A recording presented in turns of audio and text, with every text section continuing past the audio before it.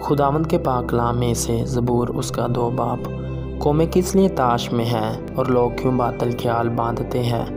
خداوند اور اس کے مسیح کے خلاف زمین کے بادشاہ صف آرائی کر کے اور حاکم آپس میں مشورہ کر کے کہتے ہیں، آؤ ہم ان کے بندھن توڑ ڈالیں اور ان کی رسیاں اپنے اوپر سے اتار پھینکے۔ وہ جو آسمان پر تخت نشین ہیں ہنسے گا، خداوند ان کا مضحکہ اڑائے گا۔ تب وہ اپنے غضب میں ان سے کلام کرے گا اور اپنے قہر شدید میں ان کو پریشان کر دے گا۔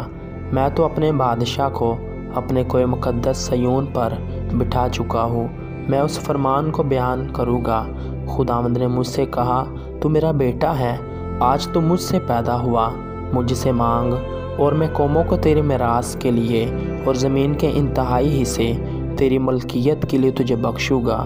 تو ان کو لوہے کی عصا سے توڑے گا، کمہار کے برتن کی طرح تو ان کو چکنا چور کر ڈالے گا۔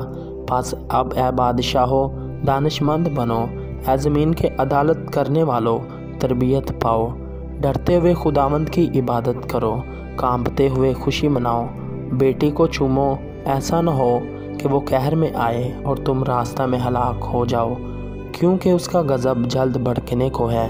مبارک ہے وہ سب جن کا توکل اس پر ہے۔ آمین۔ خدا اسرائیل کو برکت دے۔